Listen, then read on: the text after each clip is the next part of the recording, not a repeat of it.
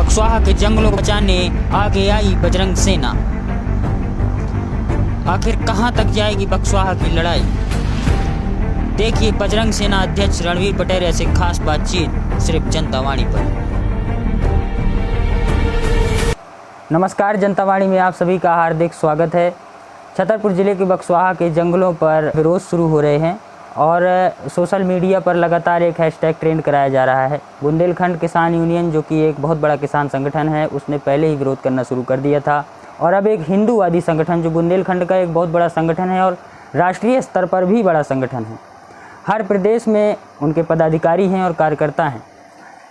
यह संगठन बजरंग सेना के नाम से पूरे देश में जाना जाता है और बुंदेलखंड में काफ़ी सक्रिय रूप से इस संगठन की भूमिका रहती है। चाहे बेरोजगारी का मुद्दा हो या कोई भी छोटे बड़े मुद्दे हों, ये संगठन उठाता रहा है। और यह संगठन बक्सवाहा के जंगलों के कटने का विरोध कर रहा है। संगठन के राष्ट्रीय अध्यक्ष रणवीर पटेरिया आज हमारे साथ जुड़े हुए हैं।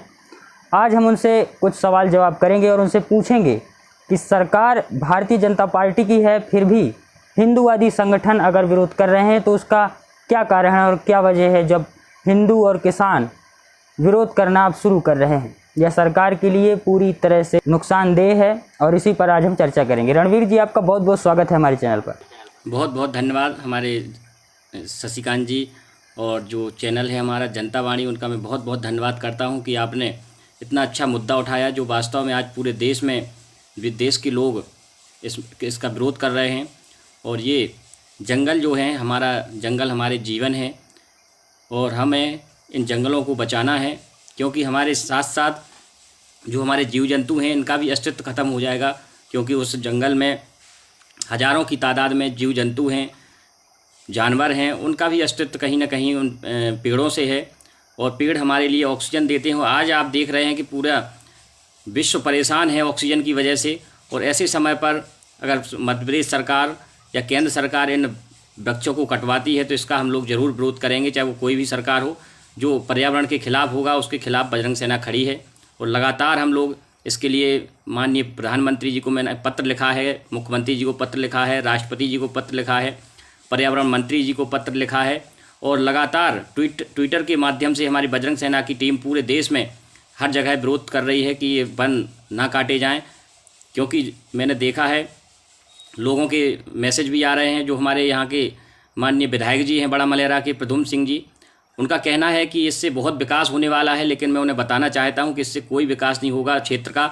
इससे अगर विकास होने वाला है तो सरकार का विकास होगा और कंपनी का विकास होगा।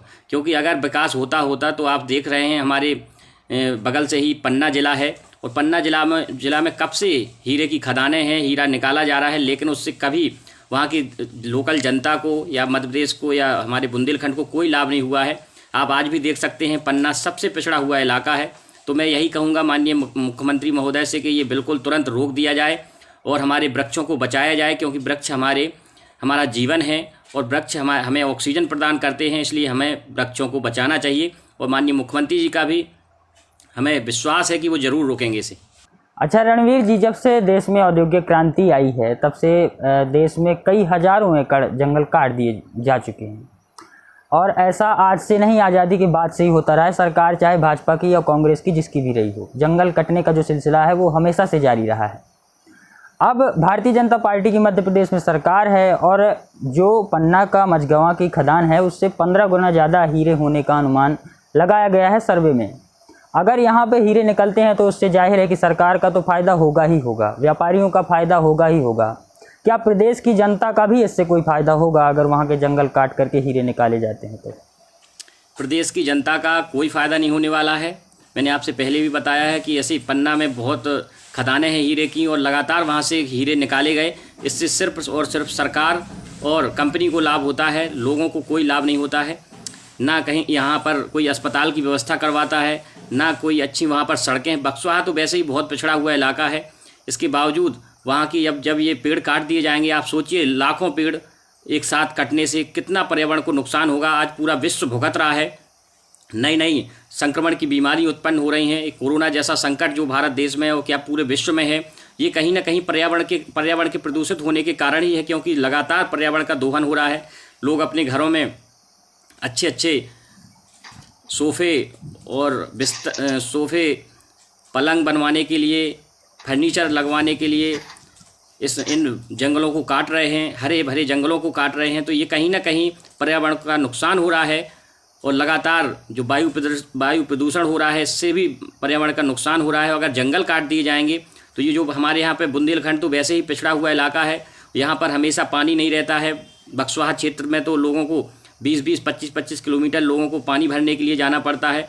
और जब जंगल काट दिए जाएंगे तो फिर तो और वर्षा नहीं होगी और यहाँ के सूखा की स्थिति हमेशा रहती है बुंदेलखंड में। तो इससे बहुत नुकसान होने वाला है, इसलिए इसको तुरंत इस पर रोक लगना चाहिए। और हमारे बजरंग सेना के एक एक कार्यकर्ता तैयार बैठे हुए हैं आंदोलन के लिए। और अगर आंदोलन की ज़रूरत पड़ी तो हम लोग बक्सवाहा में जिस तरीके से हमने अभी जब ये यहाँ पर सड़क बनाई जा रही थी, इसमें भी बहुत से पेड़ काटे जा रहे थे, उस समय हम लोगों ने चिपको आंदोलन चलाया था, जो हमारा खजुराहो झांसी हाईवे बन रहा था। तो उसके फलस्वरूप वहाँ पर फिर उन्होंने बहुत से पेड़ पौधों का वृक्षारोपण किया। इसके बाद हम लोगों ने वो आंदोलन ख़त्म किया था। तो इसके लिए भी हम लोग चिपको आंदोलन भी चलाएंगे और ज़रूरत पड़ी तो भोपाल और दिल्ली तक हम लोग इसके लिए धरना प्रदर्शन करेंगे। और जो भी आंदोलन करना पड़ेंगे हम लोग आंदोलन करेंगे, लेकिन हम अपने पेड़ों को नहीं कटने देंगे। अच्छा रणवीर जी, सरकार के प्रतिनिधियों का तो कहना है कि अगर ये जंगल काटा जाता है प्रदेश की जनता का बहुत फ़ायदा होगा, तो हम दूसरी जो जगहें हैं वहाँ पे हम वृक्षारोपण करके उस जंगल की भरपाई कर देंगे। ऐसा कई प्रतिनिधियों ने कहा है, हमने कई बयान भी देखे हैं। भले ही राष्ट्रीय स्तर पर इसका विरोध हो रहा है, कई संगठन विरोध कर रहे हैं और आंदोलन भी होंगे। तो ये बिल्कुल सही बात है आपकी और मैं इससे सहमत हूँ कि ये जितने भी हमारे जनप्रतिनिधि हैं, जो भी हमारे नेतागण हैं, वो हमेशा ऐसे ही बोलते हैं कि ऐसा करने से और हम लोग इससे ज़्यादा पेड़ लगवा देंगे, लेकिन ऐसा कभी नहीं हुआ है। जो अभी ये हाईवे बना था इसमें भी बोला गया था कि हम लोगों ने आंदोलन ख़त्म कर दिया था। उन्होंने बोला था कि जितने पेड़ काटे जाएंगे उससे चौगुने पेड़ लगाए जाएंगे, लेकिन वहाँ पर कोई पेड़ नहीं लगाए गए। कुछ पेड़ लगाए गए हैं, वो भी सूख रहे हैं। और आप समझ सकते हैं कि जो हरे भरे पेड़ हैं, जो पूरे फल दे रहे हैं, ऐसे पेड़ों को काटने के बाद आप दोबारा पेड़ लगाना ये संभव नहीं है। उतने पेड़ आप कभी नहीं लगा सकते हैं। और पेड़ हमें ऑक्सीजन के साथ साथ हमें तरह तरह के फल भी देते हैं, जिससे हमारे स्वास्थ्य के लिए बहुत लाभदायक होते हैं। और ऑक्सीजन के लिए तो पेड़ आप समझ सकते हैं कि पूरे देश में आज जब कोरोना जैसा संकट चल रहा है और इस समय अगर लाखों पेड़ काट दिए जाएंगे तो ये हमारे लिए बहुत दर्दनाक है और हम लोग इसको सहन नहीं कर सकते हैं। बजरंग सेना लगातार इसके लिए विरोध कर रही है और इसके लिए हमें जो भी करना पड़ेगा, जो भी आंदोलन, अगर हमें जेल भरो आंदोलन भी करना पड़ेगा तो हम वो भी करेंगे और अनिश्चितकालीन भूख हड़ताल पर भी बैठेंगे। लेकिन हम अपने यहाँ के बक्सवाहा के क्षेत्र के पेड़ नहीं कटने देंगे, क्योंकि बुंदेलखंड पहले से ही सूखा की स्थिति में है। यहाँ पर ना कोई नदियाँ हैं, ना कोई ऐसे कृषि के लिए कोई सिंचाई के साधन हैं जिससे हमारे किसान भाइयों को पानी मिल सके। और ऊपर से ये पेड़ काट दिए जाएंगे तो आप समझ सकते हैं कि कितनी ज़्यादा हमारे यहाँ पर पर्यावरण प्रदूषित होगा। बिल्कुल रणवीर जी, आपकी जो सोच है वो बिल्कुल अच्छी है, लेकिन आप सबने देखा, हमने भी देखा, आज 6 महीने हो चुके हैं किसान आंदोलन को। किसान दिल्ली के बॉर्डर पर बैठे रहे, कुछ किसान अपने क्षेत्रों में आंदोलन करते रहे, किसानों की सुनने कोई आया। आज 6 महीने किसान बैठे रहे, आज 6 महीने आंदोलन को हो चुके हैं। किसान आज भी आंदोलन कर रहे हैं और आज तो आपने देखा होगा कि काले झंडे लगा करके किसान अपने अपने घरों में विरोध कर रहे हैं और किसान कानून वापस लेने के लिए कह रहे हैं। लेकिन सरकार ने ना तो उनकी सुनी है और ना ही उनका कोई भी उनकी बात सुनी। आपको क्या लगता है, अगर आप आंदोलन में उतरेंगे तो आसान नहीं रहने वाला सरकार से लड़ना? ये बिल्कुल निश्चित है। ये तो जब हम लोग आंदोलन करेंगे और सरकार के खिलाफ करेंगे तो ये तो निश्चित है कि हम लोगों के ऊपर मामले भी दर्ज हो सकते हैं और जेल भी जाना पड़ सकता है। लेकिन हम लोग इनसे डरे बिना हम लोग इस आंदोलन को करेंगे और इसमें हमारे साथ पूरा देश खड़ा हुआ है। हर जगह से लोगों के फ़ोन आ रहे हैं कि भैया आप आंदोलन करिए, हम साथ हैं। और मुझे विश्वास है कि पेड़ों के लिए तो हमारा पूरा देश हमारे साथ खड़ा होगा और हम लोग इस आंदोलन को करेंगे। और हमें माननीय प्रधानमंत्री जी पर, गृह मंत्री जी पर, राष्ट्रपति जी पर भी पूर्ण विश्वास है कि वो इतने सारे पेड़ नहीं काटने देंगे और इसे ज़रूर रोकेंगे। और अगर नहीं रोकते हैं तो बजरंग सेना इसके लिए विरोध करेगी। अच्छा रणवीर जी, अगर कोई राजनीतिक संगठन जो भाजपा के विरोधी संगठन है, चाहे वो कांग्रेस हो, चाहे वामपंथ हो या बसपा हो, सपा हो, उत्तर प्रदेश के बुंदेलखंड क्षेत्र से भी जाहिर है विरोध होना शुरू हो गया है। भारतीय जनता पार्टी के जो विरोधी संगठन है, अगर वो आपके साथ आते हैं, अगर उनके नेता आपके साथ आते हैं आंदोलन में, तो क्या आप उनका साथ लेंगे, सहयोग लेंगे इस आंदोलन में? हम लोग बिल्कुल साथ लेंगे। और हमारे जो सपा के विधायक हैं माननीय बबलू शुक्ला जी, उन्होंने तो पत्र भी लिखा है राष्ट्रपति जी को, प्रधानमंत्री जी को कि ये जंगल ना काटे जाएं। तो मैं उनका बहुत बहुत उनकी सराहना करता हूं, उन्हें बधाई देता हूं कि कम से कम कोई एक जनप्रतिनिधि है जो आज जंगलों के लिए, समाज के लिए, देश के लिए खड़ा हुआ है। और वास्तव में जितने भी जनप्रतिनिधि हैं वो सब समाज के ही वोट से बनते हैं और उनका कर्तव्य है कि समाज के साथ खड़े होना और खड़े होना चाहिए। जितने भी हमारे, चाहे वो कांग्रेस के विधायक हों, चाहे बीजेपी के विधायक हों, उन सबको भी इस मुहिम में खड़े होना चाहिए और इन पेड़ों को बचाना चाहिए।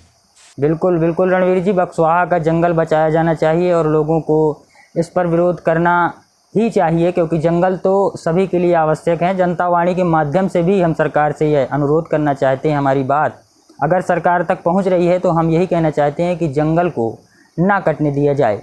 अगर हीरों की आवश्यकता इतनी नहीं है तो जंगलों को बचाना बहुत ज़रूरी है, और पेड़ों को बचाना, पर्यावरण को बचाना और प्रकृति को बचाना इंसान की ही जिम्मेदारी है। हम इंसान हैं तो इसका मतलब ये नहीं कि हम प्रकृति का दोहन ही करते रहें, प्रकृति को बचाना भी हमारा कर्तव्य है। रणवीर जी, हमारे साथ जुड़ने के लिए आपका बहुत बहुत धन्यवाद। आपका भी बहुत बहुत धन्यवाद और आपके चैनल जनता वाणी का भी बहुत बहुत धन्यवाद कि आपने इतना अच्छा मुद्दा उठाया। कोई चैनल नहीं उठा रहा है इस मुद्दे को, लेकिन आपने उठाया। मैं आपका बहुत बहुत धन्यवाद करता हूं। और जब हम लोग आंदोलन करेंगे तब भी मुझे विश्वास है कि आपका चैनल उस आंदोलन को दिखाता रहेगा। बहुत बहुत धन्यवाद आपका।